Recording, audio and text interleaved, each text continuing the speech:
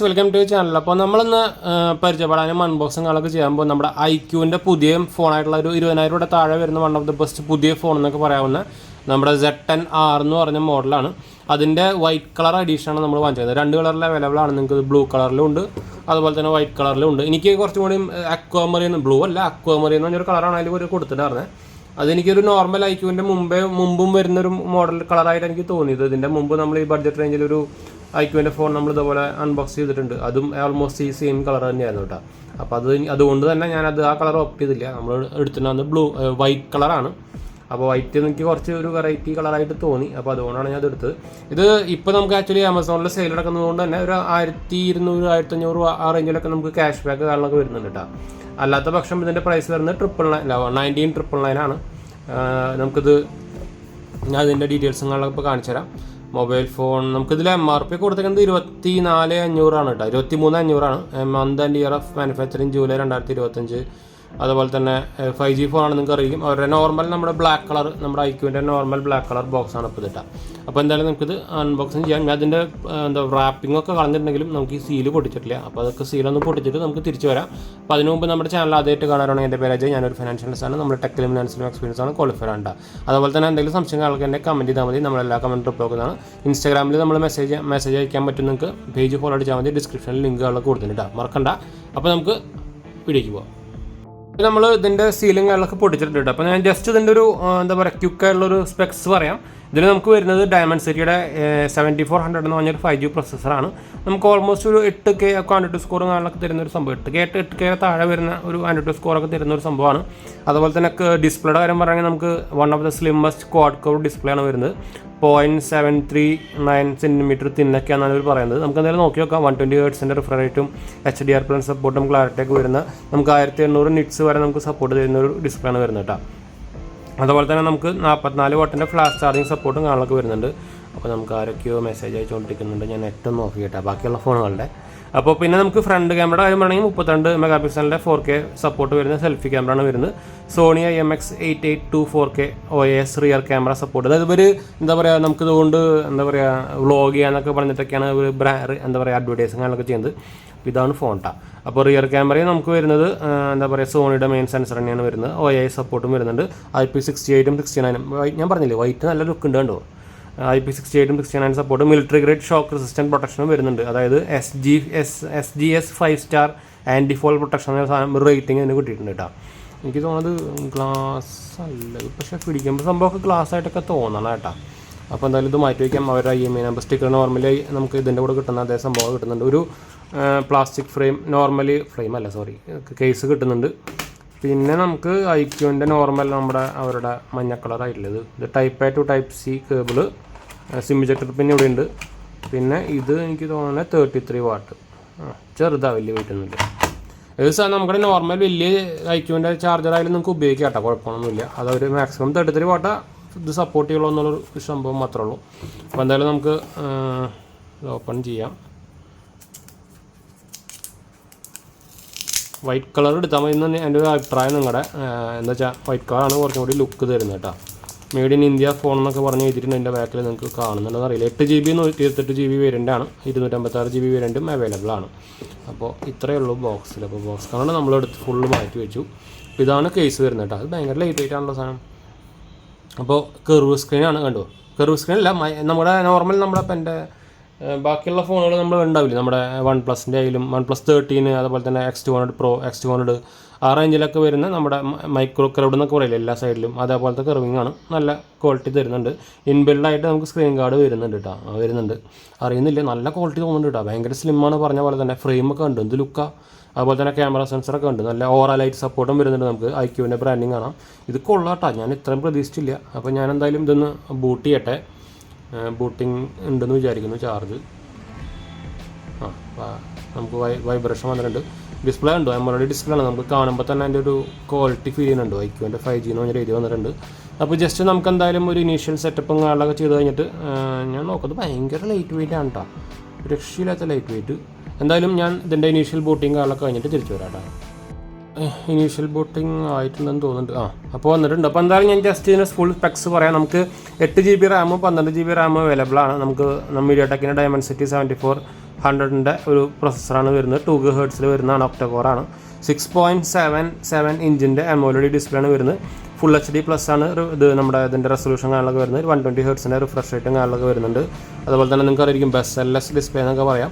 നിങ്ങൾക്ക് ഈ റേഞ്ചിൽ സാംസങ്ങിൻ്റെ ഒക്കെ നോക്കിക്കഴിഞ്ഞാൽ നമുക്ക് M56 ഒക്കെ വരുന്നുണ്ട്. പക്ഷേ അതിനെ വെച്ച് കമ്പയർ ചെയ്യുമ്പോൾ ഇത് ഭയങ്കര കുറച്ച് എന്താ പറയുക, ഒരു സുപ്പീരിയർ എന്നൊക്കെ വേണമെങ്കിൽ പറയാൻ സാധനം.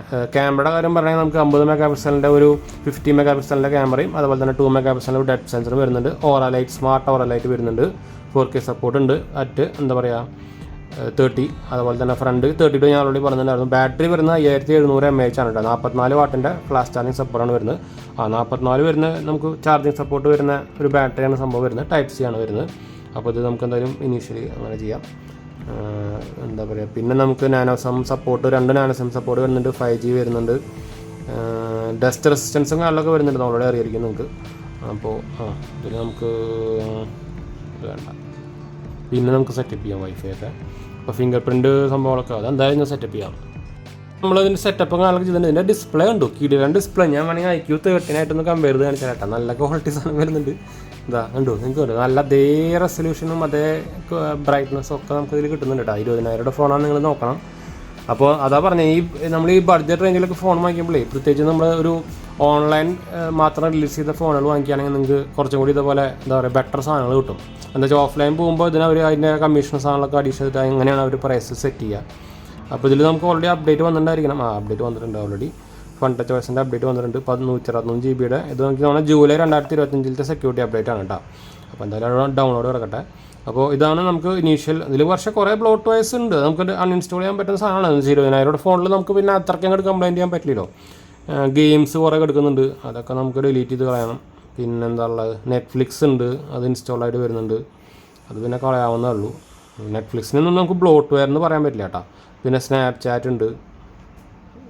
V-Store അത് എന്തായാലും കളയാൻ പറ്റില്ല. അത് അവരുടെ നമ്മുടെ പ്ലേ സ്റ്റോർ പോലത്തെ വിവോൻ്റെ ആപ്പ് സ്റ്റോറാണത്. ആപ്പ് സ്റ്റോർ എന്ന് പറഞ്ഞിട്ട് വേറെ ഒന്നും ഇല്ല കേട്ടോ, അത്രയേ ഉള്ളൂ. IQൻ്റെ സ്റ്റോറുണ്ട്.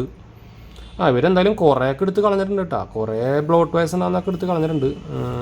പിന്നെ ഈ സാധനത്തിൻ്റെ ഒക്കെ ഇവരുടെ ഈ ആപ്പ് ഇതും നമുക്ക് എന്തിട്ടാ ഇതിലത് അവരുടെ അതൊരു ആപ്പ് സെറ്റപ്പാണ്. ഇതും എടുത്ത് കളയണമെന്ന് സാധനം തന്നെ ഡിലീറ്റ് ചെയ്യുക. എല്ലാം ഡിലീറ്റബിളാണ്, കുഴപ്പമില്ലാട്ടുണ്ട്. പക്ഷേ ഉണ്ട് ബ്ലോട്ട് വൈസ് കമ്പാരിറ്റീവ്ലി ഭയങ്കര കുറവാണ്. അപ്പോൾ IQ മെച്ചപ്പെട്ട് IQ അല്ല നമുക്ക് പറയേണ്ടത്, ഫണ്ട് ചോയ്സിനെയാണ് പറയേണ്ടത്. ഫണ്ട് ചോയ്സ് മെച്ചപ്പെട്ട് വരുന്നുണ്ട്. അതിൽ ഒരു ഇമ്പ്രൂവ് ചെയ്ത് വരുന്നുണ്ട്. തീംസ്, സ്പോട്ടിഫൈ ഒക്കെ കളയാം. പിന്നെ സ്പീക്കർ ക്വാളിറ്റി അതിൽ നമുക്ക് ജസ്റ്റ് ഒന്ന് ഒരു മ്യൂസിക് ഇട്ട് നോക്കി നോക്കാം. നെറ്റ് കൺട്രോൾ ആണല്ലോ. നമുക്കൊരു എൻ്റെ തന്നെ നമുക്ക് നോക്കി നോക്കാം. അല്ലെങ്കിൽ ഇനിയിപ്പോൾ ഇത് വന്നാലോ.